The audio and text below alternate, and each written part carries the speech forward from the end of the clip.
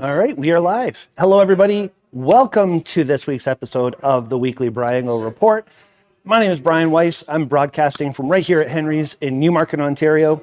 I'm very thankful to be doing this. This is our second to last week. We're going to be on the Henry's YouTube channel. So thank you to everybody who's tuning in and watching along on the Henry's YouTube channel. Starting on the 1st of next month, we're going to be back to the weekly BrYangle Report YouTube channel. So check us out over there. Subscribe now so that you can get notified when we go live on February 4th, I believe it is, for our photo review of Ghost in the Machine. So that should be a lot of fun. Oh, Jim, hello to you. And Tom, thank you for watching. Okay, so today is going to be size matters, sensor size matters for that. Actually, it's kind of a play on words, I guess. But it's going to be fun because choosing the right tool definitely means a lot. Now, this is not a comparison. This is not a, this is better than that. There's a reason why different sensor sizes exist, right? Some are better for certain things and some aren't. So this is not a, my sensor's bigger than yours kind of show. There's, guys, you know me, this is not about an ego thing. We're not ranking cameras here. We're literally just going through and talking about the benefits of each, why each one exists, and potentially what some disadvantages of some of them would be for your needs. As always, this is a live show, so please feel free to make a comment. I don't have Steve monitoring the show today, but Aurora's over there watching. And besides, Steve always just likes to chat. He doesn't really tell me when there's a comment. So hopefully, if you guys have a comment, I'll key in right away and we'll be able to answer those for you. I talk about this a lot. It's not always about the camera that you're using, and it's certainly not about having the biggest one. It's always about having the right one that gets you the photo that you need. Today's show is really going to help emphasize that. Before I get too far into it, though, let's do a quick Did You Know? Did You Know, again, for those of you who don't remember, is a quick digital know-how, or hey, did you know something? This is more of a thought. I want to remind everybody that sensor size, it changes behavior. It doesn't change your skill. It doesn't make you a better or a worse photographer. It gives you different tools. It affects field of view. It affects your depth of field, again, low light behavior, the weight, the size of the lens. These are the things that are affected by having a larger sensor behind the lens. It does not affect your creativity. It does not affect the legitimacy of your images. And it certainly doesn't impact whether you're a real photographer or not. I've seen some amazing photos, especially now with the resurgence of film and older point and shoot cameras being so popular. People are making great images with any camera they get. How you create it is one thing. The tool is another. Using the tool for the right job is the third. We kind of talked about that last week on our lenses episode, how we went into how you can use lenses that maybe you hadn't thought of to be great as a really interesting lens option. Sensor size is that next step in the tool lineup, I guess you can say, to give you a lot of help. So again, the sensor size, it'll change how a camera behaves, but not how good you are as a photographer. Let's see if there's any comments to that so far. Nothing. Hey, Ivan. Hey, Doug. Good to see you guys watching. Debbie's watching too. Excellent. Does low light need a large sensor? That's a good question. We're going to get into some of that. Does low light need a large sensor? I'm going to say no as a flat answer, but a bigger sensor has bigger pixels, therefore can potentially do better in low light. But I'll get more into that in just a few minutes. Great question. Here on vacation. Anthony, hey, yeah, Anthony's on vacation this week, and he's still watching. Thank you, Anthony. Appreciate it. Okay, let's get into our core content for the day. I'm not going to get into what's new. We have a couple of what's used things. I'll talk about that in a bit. As we go, actually, I'll bring the used stuff into our conversation because it kind of relates to what we're getting into anyway. So, sensor ratios, crop factor, and lens size. These are things that can confuse some people. Crop factor is a term, gets thrown around all the time as being important or not. It can be. We'll get into it. But I'm going to show you a graphic here. This is a sensor size comparison graphic and what it really looks like between different size sensors. So here we go. This is just quick. See, I fixed things with my OBS, by the way, so you're going to notice it's going to be a bit quicker now. I'm very excited about that. So if you see here on this chart right beside me here, all different size sensors. We have micro four thirds, we have point and shoot size sensors, we have full frame sensors, and this is all the sizes in relation to each other. So as you can see, there's a difference, right? There's a difference in size. Now, how does that impact your photos? Well, it can do it in a few different ways. But first, let's go back to Big Me. There we are. All right, so a full frame camera, I'm going to show you what that looks like on this here, the A7 III Sony. If we take the lens or the body cap off of here and you look inside, there is your full frame sensor. You can see it's a big glass panel inside, 24 by 36 mil. Now, full frame relates to the size of a 35 millimeter film negative. That's all that means. A full frame sensor is the same size as what 35 mil film individual negatives are. So that's why they call it full frame. And that's just basically a ruler compared to everybody else. You know, it's a measuring stick to everybody. So we have full frame you just saw. Then we have APS-C. This one here is a little bit smaller, right, than a full frame. Then we go into a large point and shoot cameras sensor. You see there's a bit of a difference there, right? And then we go into a normal compact point and shoot camera digital sensor, which is this little chip right here. Now, this is from a small little Sony point and shoot, very similar to this awesome little Panasonic that I've got right here. This is the Panasonic ZS-99. What happened to my focus? It changed all of a sudden. There we are. Let's see, make sure everything's working properly. FF, yes. So Panasonic ZS-99. I'm just going to show you here on the Henry's website that it's something that we stock all the time. We have a bunch of these in our store right now. Quickly go over here so you can see how much it is. There you go. So compact point and shoot with a 30 times zoom. Huge, huge, huge zoom on a very small camera, right? This thing is almost pocket size, but it's got a massive zoom. Get rid of that, right? Leica lens, good quality camera for about $800. This is what you're going to be getting into these days, right? The thing is, though, to get that kind of a zoom, again, 30 times optical zoom is about, what would the math work out to? I know how much people love math, but let's do some quick math. This is 5.7 times what it says right here on the front of the lens. If we look, it says 129, 3 to 129. So if we take that 129 and we times it by 5.7, it gives us about 735, which means this is about a 700 millimeter-ish lens. To get a 700 mil lens for a full frame camera, you are looking at something, 5 or 6 pounds. And again, that's because of the size of the sensor. Now, what makes the lenses so much bigger? Well, I'll get to that. If you want a full frame camera though, and that's all you own, let's not do this crop factor conversation.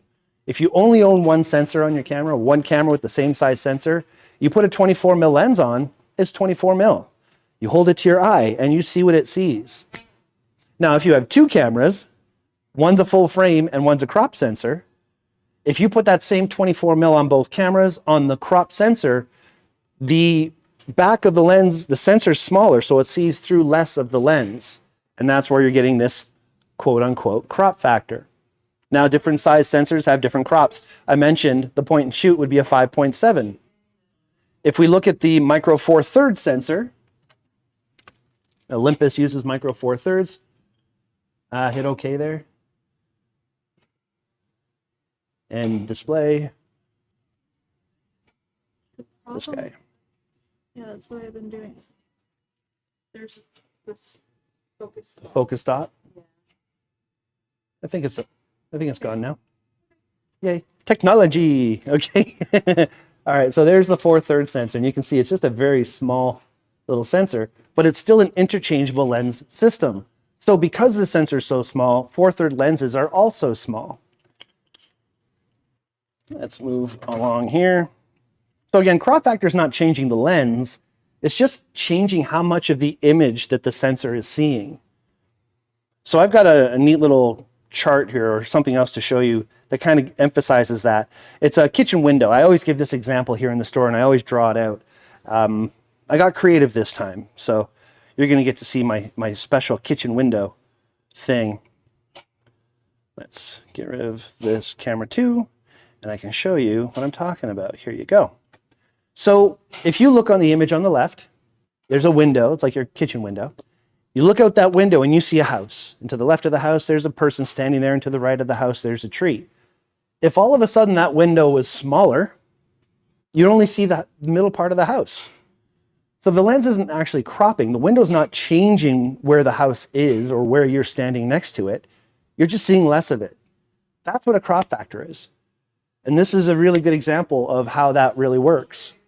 So if you're concerned or you don't really understand what this whole crop factor thing is, essentially it's just the sensor itself being smaller sees less of what's through the lens, therefore looking like it's magnified.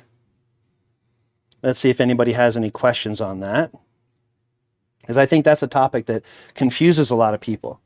Let's see, I'm thinking of upgrading my Lumix. Hello, Brian and Aurora and says, thinking of upgrading my Lumix G85 to a Fuji X-H1. Is it worth it? That's a great question. I think there's a lot of reasons why it may be worth it. X-H1, maybe the X-H2, the new one. Ultimately, my suggestion for switching won't be because of sensor size between those cameras, because the G85 is actually a really nice little 4/3 camera. They're both really nice cameras. My suggestion is you'd buy it for ergonomics. You'd buy it for the feel of it. If you don't like the menu, or if you don't like the lens selection or things like that, Fuji has great sensors. So I will never talk anybody out of going to a Fuji. APS-C and 4/3 are similar, but we're only talking about like a 1/2 inch difference between them. There's APS-C and there's 4/3. Here, let me get rid of that graphic so it's a bigger screen. There we go. All right, so 4/3 sensor, APS-C, this is what Fuji uses. There's a difference, but it's not as dramatic as a full frame compared to the 4/3 sensor would be. If you're looking to improve your low light, maybe go full frame. Not necessarily the X-H1 for low light. So I think it really comes down to what is your reasoning for making that exchange, Hawk Raider? I would love to hear more. Is there a white box assumed for focusing? Oh yes, Doug, thank you for that. That's okay now. Excellent, very good. Okay, so yeah, any other questions, please let me know. As far as switching from Olympus or from Panasonic to Fuji, ergonomically, they're both nice cameras to work with. Physically, they're both similar sizes. Panasonic has a ton of lenses. Fuji has some really nice lenses, a little more expensive in some cases, but both solid options. Or you can go for a Nikon Z50 Mark II. APS-C, really, really fast focus, a lot of technical advantages like color space and so on. Price might be a little bit higher at this point because the X-H1 is a bit older, but I digress. I can keep on talking about this all day, but I have things to get into, so let's move on. So yeah, imagine the kitchen window scenario, right? So if you're seeing a smaller sensor out of a bigger lens, it's only going to be seeing a little bit of it, and that's where your crop factor comes from. All right, so the benefits of these sensor sizes, obviously size. I mean, that's the biggest benefit.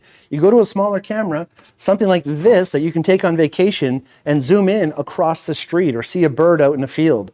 That's the kind of camera you have right here in your hand.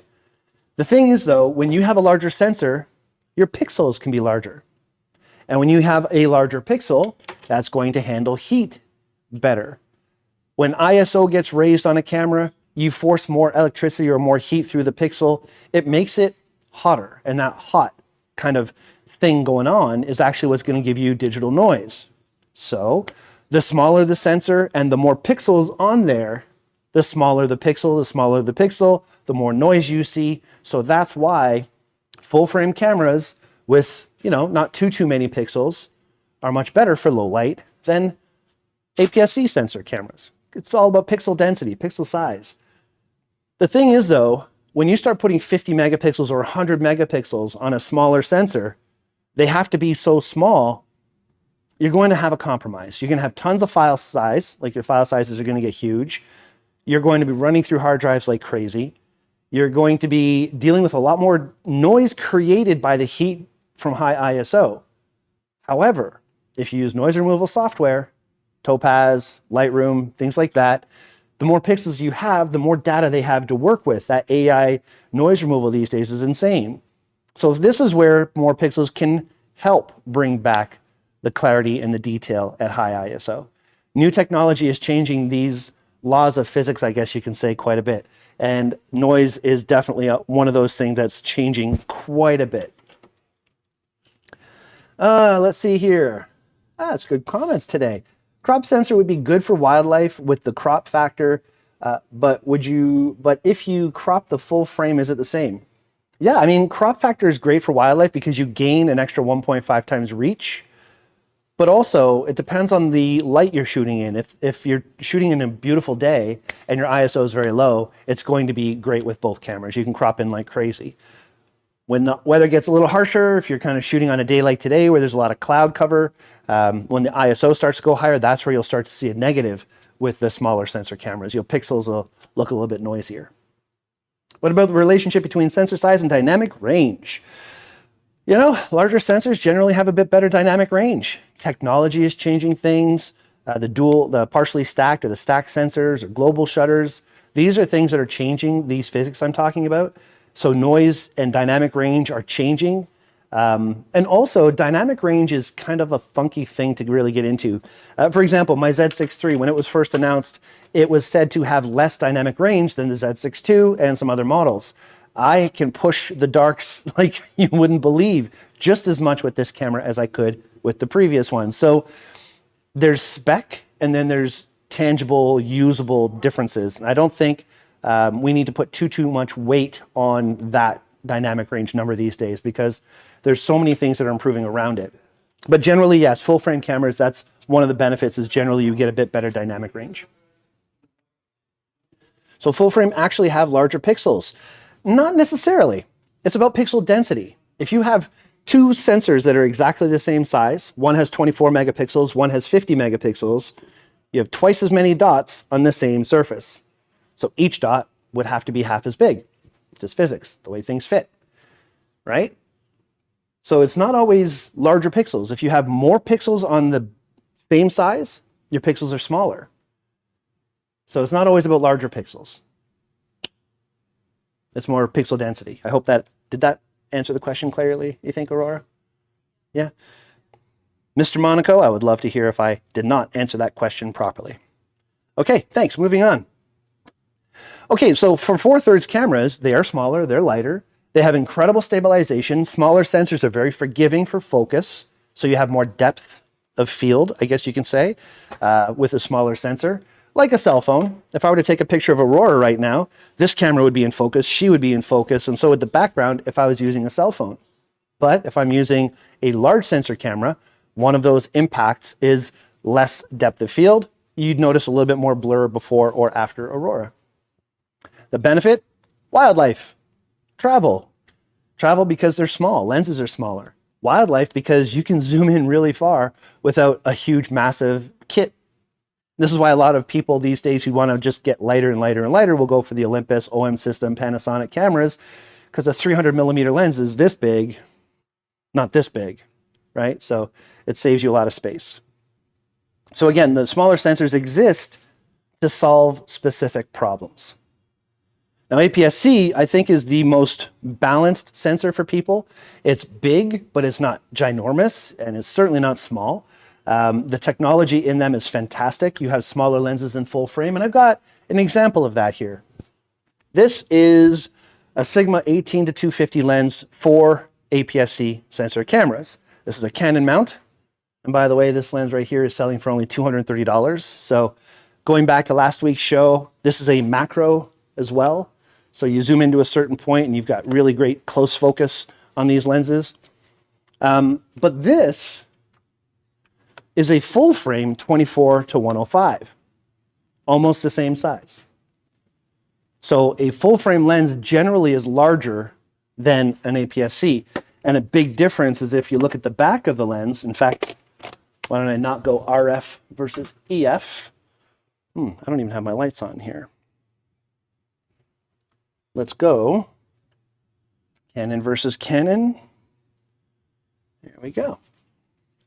So I'm going to show you the back of the lenses, and you'll see right away the difference between what a crop sensor lens sees from a full frame. So crop, you can see that it's got this small little lens in the back, where the full frame is just a massive, a massive opening, much larger. And that's so that more of the back of the lens is going to see the bigger surface of the sensor. Handy stuff to know, I think, especially when you're going to buy a camera, knowing which one is right for your needs. Yeah, APS-C probably is the most misunderstood size for sensors because you get extra reach than a full frame. It's still just as good in many ways as a full frame. It's just three differences: depth of field, dynamic range, and potentially larger pixels, better high ISO, depending on which one you choose. If you buy a 100 megapixel full frame and a 50 megapixel full frame, most likely the 50 megapixel will have larger sensor or larger pixels, better high ISO. Usually that would be the one used for video because video is always running a high ISO. Maybe not 50 megapixel, maybe 12 or 24 for the higher end videos. Now full frame, again, a little bit better for low light scenarios. Bigger sensors generally have larger pixels, so it's not a given, but it's certainly one of those things. You do get shallower depth of field when desired. Larger sensors are a big influence on depth of field. This is why portrait photographers will go for those Hasselblad or Mamiya medium format cameras, larger negatives even still, 4x6 inch sensors, massive surface area, giving very shallow depth of field for high-end portraiture or very deep depth of field for landscape with great clarity. And also, full frame cameras have very forgiving files. I really noticed this the other day when I was shooting in Hamilton. I shot with one camera was set to JPEG, one camera was set to RAW, both full frame. But man, working with the RAW files gave me so much to change, so much better than the JPEG and so much better than any APS-C would have given me. Again, shooting pro wrestling at 8,000 ISO, you really notice things that most people don't. So. Now, this camera here, I don't think we're going to impress people online with a camera like this. I don't think you're going to walk into a venue with this camera and people are going to take you seriously as a professional photographer. But I've seen some stellar images with it, so don't discount it. It could be something that would work really, really well for you. But if you have it with you, you'll be making photos with it. On the other hand, with this camera, R6 Mark II with the 24-105, you may not be allowed into a venue with a camera like this. Hockey game, some concert halls, they don't want you bringing in professional looking equipment. So that's where these might be a better option for you. So here's where I'm going to spin this on you guys. What do you shoot with? Why did you choose the cameras that you chose? What's so special about the tool that you like? Because again, a tool is just something that's very personal, right? We all find the ones that work best for our needs. So I'd love to hear what you have to say. Please, if you have a second, go right ahead and let me know. So full frame actually have larger pixels if they are larger. There's less pixels, they're larger. Full frame can give you faster f-stops. Here's a good question. Okay, so when we're getting into lenses and stuff like that, it's not going to give you larger f-stops. In fact, if you take a lens and you put it on a full frame or a crop sensor, say, go back to this 24 millimeter example, right? 24 f2.8. If we put that on a crop sensor camera, same lens on a full frame, technically, again, they're both still 24 mil, but on the crop sensor, it's going to look a little bit tighter. It's going to be more looking like a 35 millimeter. And then, of course, if you start shooting with a 4/3 sensor camera, which is doubling your focal length, that 24 now is a 48 mil. The thing is, when your sensor size is different and you have a crop factor, it's not just cropping your lens, it's cropping your aperture as well, multiplying your aperture. So a 2.8 aperture lens on a 4/3 sensor camera, which you double, would be a 5/6 on a full frame. So Technically, they both let in the same amount of light because the opening is the same size. But depth of field wise, you're going to notice more control of depth of field with that full frame, and you'll notice more depth with the smaller sensor. So it's not faster f-stops because the apertures are going to be the same. It's literally just, you know, changing your depth, the way that the lens looks at the light. Nikon D810, 33 megapixels, 15 stop dynamic range, great old glass, 100%. And this is the thing people forget. I started working here almost 20 years ago. When I first started here, the best digital camera was 4 or 6 megapixel. Then they went to 8. Then they went to 10. I was still selling cameras as if they were amazing then. Pixels are not the be all and end all for detail. Pixels are image density, not image clarity. It's a big difference between those two things. A D810 was a pro body. Phenomenal camera, great resolution, great focusing, fixed a lot of the problems that the D800 had with bad focusing on the edges and poor contrast control back in the edges. So that definitely was a difference. But yeah, great stuff. 15 stop dynamic range, beautiful stuff. All right, let's see. Hopefully I'm answering a lot of questions that you had or maybe didn't know you had. Hopefully the show has filled in some gaps on what you can do, choosing the right camera for your tool. I just want to quickly go over some of these cameras that I have behind me here because our used department, we seem to be transferring out more used than we're getting these days. So I just want to make sure that everybody knows that we do have some really cool used stuff here in the store. And I'm going to go into them just very quickly. First off, a Nikon D7500. We're talking about good older cameras like the D810. This guy here is one of the last APS-C prosumer level crop sensor cameras. It's only selling for, what is it right now? $730. It's only got 35,000 photos on it when they're rated for about 150,000 or more.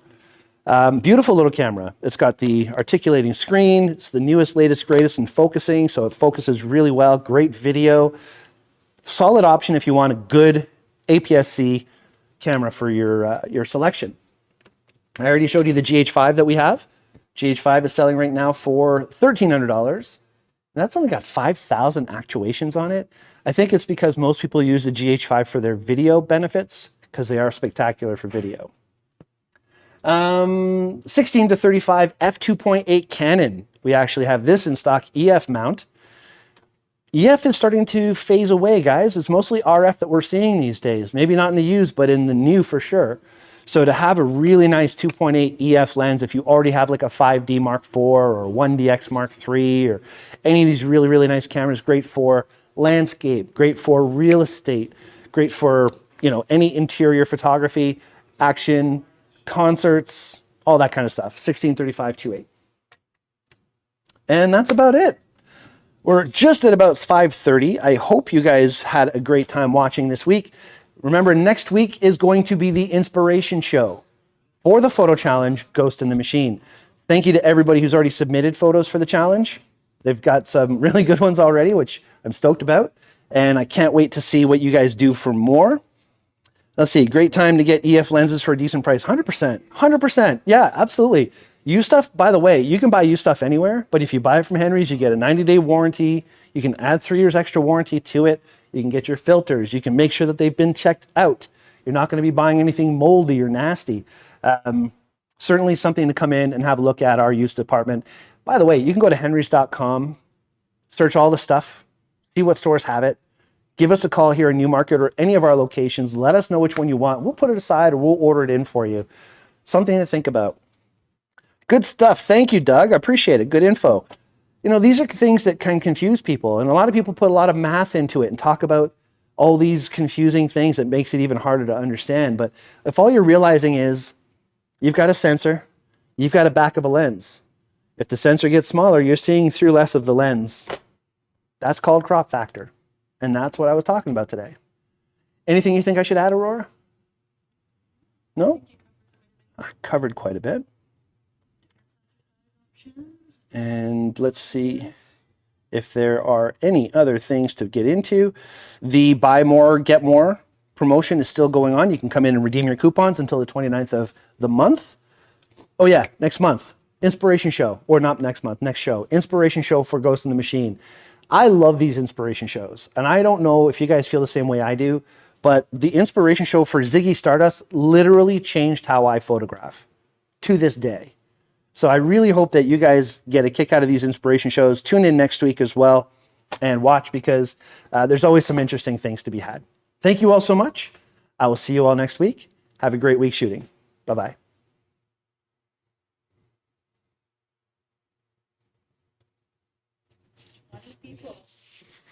Wow.